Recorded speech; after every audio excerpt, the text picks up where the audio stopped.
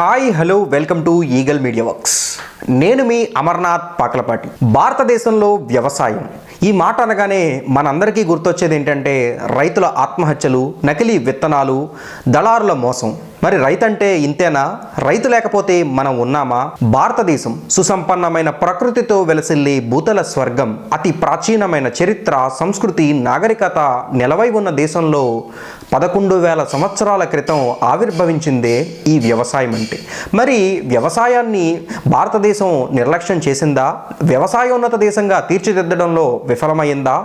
70 సంవత్సరాల స్వతంత్ర భారతదేశంలో ఎదిగే అవకాశాలని ప్రతి బిడ్డకి ఏ తల్లి గర్భాన పుట్టిన ఒకేలాగా న్యాయం అందించడంలో విఫలమైన మన పాలకులు వ్యవసాయ రంగంలో కూడా విఫలమయ్యారా అంటే ఖచ్చితంగా విఫలమయ్యారని చెప్పాలి. ఎందుకంటే వ్యవసాయానికి ప్రకృతి శాపం కన్నా పాలకుల పాపాల వల్లే ఎక్కువ నష్టం జరిగింది అని చెప్పక తప్పదు. స్వతంత్రం వచ్చిన తొలినాళ్లలో డొక్కల కరువుగా అభివర్ణిస్తూ నాటి రూపకర్తలందరూ కూడా దేశంలో ఏ రకమైనటువంటి చర్యలు చేపట్టినా, ఏ రకమైనటువంటి కొత్త విధానాలను తీసుకువచ్చినా గ్రోమోర్ ఫుడ్ కమిటీగా పేరుగాంచేవారు. అంటే ఉత్పత్తిని ఎక్కువగా పెంచాలి, అందరికీ ఆహారాన్ని అందించేటువంటి ముఖ్యమైనటువంటి సంకల్పం ప్రభుత్వం దగ్గర ఉండేది. అదృష్టమో దురదృష్టమో తెలియదు, కానీ ఎప్పుడైతే పారిశ్రామిక విప్లవం వచ్చిందో అందరికీ అన్నం దొరికింది, కానీ అన్నం పండించేవాడు మాత్రం అనాథగా మిగిలిపోయాడు. ఎందుకంటే ఉత్పాదకత ఎప్పుడైతే పెరిగిందో దాని నుంచి ప్రజల అవసరాలు తీరాయి, కానీ ఎసెన్షియల్ కమాడిటీ యాక్ట్ లాంటి యాక్ట్లు వచ్చినా కానీ రైతులకు ఎప్పుడైతే ఈ సబ్సిడైజ్ చేసి రేషన్ షాపుల ద్వారా బియ్యాన్ని అందించడం అనే పథకాన్ని ఎప్పుడైతే మనం ప్రారంభించుకున్నామో రైతుల దగ్గర నుంచి తక్కువకి కొనడం, ఇలాంటి పరిణామాలన్నీ జరుగుతున్నాయి. అది కాకుండా దళారీ వ్యవస్థ ఈ దేశంలో తీవ్రమైనటువంటి సంక్షోభానికి రైతుల్ని గురి చేస్తుంది. ఇటువంటి పరిస్థితుల్లో మరి ప్రపంచవ్యాప్తంగా ఉన్నటువంటి మేలైన పద్ధతులు ఏంటి? మరి మన దేశంలో ఎందుకు అమలుపరచలేకపోతున్నాం అంటే ఉదాహరణకి కొన్ని అంశాలను పరిశీలిద్దాం. ఉదాహరణకి ఎవరైనా ఏదైనా ఒక రైతు ఒక పంటను పండిస్తే ఆ పంట నిల్వ సామర్థ్యం ఉన్నా కానీ నిల్వ చేసుకోవడానికి తగినటువంటి కోల్డ్ స్టోరేజీల సామర్థ్యం మన రాజ్యం రైతులకి అందుబాటులో లేకుండా చేసింది. ఉదాహరణకు ప్రపంచంలో బాగా అభివృద్ధి చెందినటువంటి కొన్ని దేశాల్లో గనక చూసుకున్నట్లయితే ఎప్పుడైతే రైతు దగ్గర పంట ఉందో అప్పుడు రేట్ లేదో ఆ రైతు దాన్ని కోల్డ్ స్టోరేజ్లో పెట్టుకుంటే బ్యాంకులు దానికి ప్లెడ్జ్ లోన్స్ అని ఒక సదుపాయాన్ని కల్పిస్తాయి. అంటే ఉన్నటువంటి గోడౌన్లో దాగి ఉన్నటువంటి సరుకుకి దాదాపుగా 40% డబ్బుల్ని ఆ గోడౌన్లో పెట్టిన దాన్ని తనఖాగా పెట్టుకుని బ్యాంకులే రుణాలను ఇస్తాయి. ఆ 40%తో పెట్టుబడి ఖర్చులు, రవాణా, ఇతరమైనటువంటి అవసరాలన్నీ పూర్తి చేసుకుంటాడు. ఎప్పుడైతే రేటు బాగా వస్తుందో ఆ మొత్తం గోడౌన్లో ఉన్న సరుకుని చక్కటి మంచి మేలైనటువంటి రేటుకి అమ్ముకుంటాడు. తద్వారా ఏమవుతుందంటే రైతుకి డబ్బులు వస్తాయి, ఆదాయాలు పెరుగుతాయి, రైతు సాధికారత సాధిస్తాడు.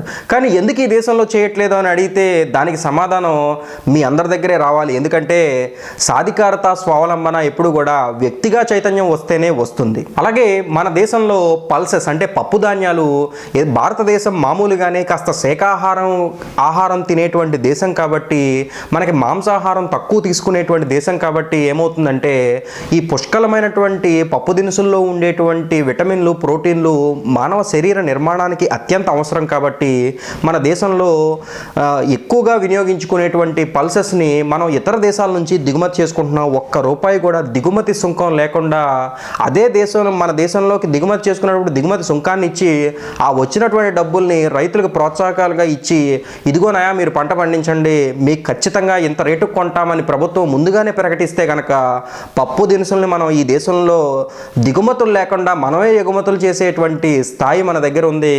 కానీ ఇప్పటి వరకు దీని మీద కనీసం ఒక్క గవర్నమెంట్ కానీ ఆ శాఖను నిర్వర్తిస్తున్నటువంటి మినిస్టర్లు కానీ ఎప్పుడూ కూడా దీని మీద చర్యలు చేపట్టలేదు. ఇవన్నీ అనాది కాలంలో జరుగుతూనే ఉన్నాయి. ఉదాహరణకి ఇంకొక అంశం తీసుకుందాం. పేదవాడి ఆయిల్గా పేరుగాంచినటువంటి పామ్ ఆయిల్ నూనె గురించి మీ అందరికీ తెలుసు. ఇక్కడ భారతదేశంలో మెట్ట ప్రాంతాల్లో ఉదాహరణకు మన ఉభయ గోదావరి జిల్లాలు కానీ, మహబూబ్ నగర్ జిల్లా మెట్ట ప్రాంతాల్లో కానీ, కర్నూలులో కానీ అనేకమైనటువంటి మెట్ట ప్రాంతాల్లో ఈ ఆయిల్ పామ్ పంటలను సాగు చేస్తూ ఉంటారు. ఆయిల్ పామ్ పంటలను సాగు చేస్తున్నటువంటి పరిణామాల్లో ఇక్కడ కన్నా కూడా మలేషియాలో అతి తక్కువ ఖర్చుతో అక్కడ ఉత్పత్తి జరుగుతుంది. ప్రపంచ దేశాలన్నీ పక్కన పెడితే భారతదేశం మలేషియా నుంచి ఆయిల్ పామ్ నూనెను మనం ఇక్కడ దిగుమతి చేసుకుంటున్నాం. భారతదేశంలో కనుక ఆ సుంకం డబ్బులు విధించారు, కానీ ఆ సుంకానికి వచ్చినటువంటి డబ్బుల్ని రైతులకు ప్రోత్సాహకాలుగా అందిస్తే కనుక ఒక 5-6 సంవత్సరాల్లో అద్భుతమైనటువంటి పంటలు పండిస్తారు. కానీ ఆ దిగుమతి సుంకాన్ని కూడా ప్రభుత్వ ఖజానాలో వేసుకుని రైతు నడ్డి విరుస్తున్నారు.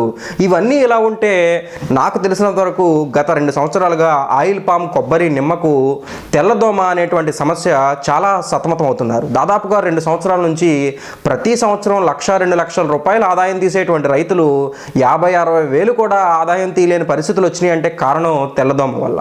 కానీ ప్రభుత్వం అంటే ఏంటి? ప్రజల ఉమ్మడి అవసరాలను తీర్చేది ప్రభుత్వం అంటారు. Government is an agency to serve hour collective needs. పౌరులుగా మన ఉమ్మడి అవసరాలను మనం చేసుకోలేం కాబట్టి ప్రభుత్వాన్ని మనం ఏర్పాటు చేసుకున్నాం. గుడ్డిగా అందరినీ డబ్బులు ప్రభుత్వానికి ఇవ్వండి అంటే ఎవరు ఇవ్వరు కాబట్టి దానికి ట్యాక్సుల రూపేణా వసూలు చేస్తున్నాం. మరి ఇన్ని చేసి మన ఉమ్మడి అవసరాలను తీర్చలేకపోతే అది తెల్లదోమ అనేది ఒక రైతుకో, ఒక మండలంలోనో, ఒక గ్రామంలోనో ఉన్న సమస్య కాదు. దాదాపుగా తమిళనాడు, ఆంధ్రప్రదేశ్, తెలంగాణ, కేరళ లాంటి రాష్ట్రాల్లో అత్యధికంగా ఉన్నటువంటి ఈ తెల్లదోమ సమస్య.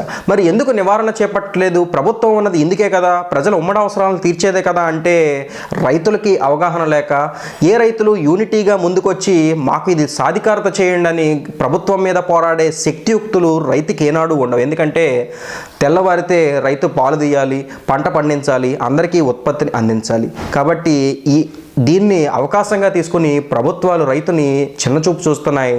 దాని పర్యవసానం ఇప్పటి వరకు మనకు ఆహారం అందరికీ అందింది, కానీ ఈ పరిస్థితులు ఇలాగే కొనసాగితే రేపొద్దున్న చరిత్రలో ఒకప్పుడు గాంధీ ఉండేవాడు, నెహ్రూ ఉండేవాడు, అంబేద్కర్ ఉండేవాడు అని ఎలా చెప్పుకుంటున్నామో రైతు ఉండేవాడు అని కూడా చెప్పుకునే పరిస్థితి వస్తుంది. ఒకవేళ నిజంగా అదే పరిస్థితి కనుక వస్తే ఈ దేశం తగిన మూల్యం మీరు, నేను అందరం చెల్లించాల్సిన దుస్థితి వస్తుంది. రైతుల్ని స్వావలంబన, సాధికారత చేయాలంటే వారిలో చైతన్యాన్ని పెంచాలి, అవగాహనను పెంచాలి. ఈ దిశగా అడుగులు వేయాలని ఆకాంక్షిస్తున్నాను. Like and subscribe Eagle Media Works.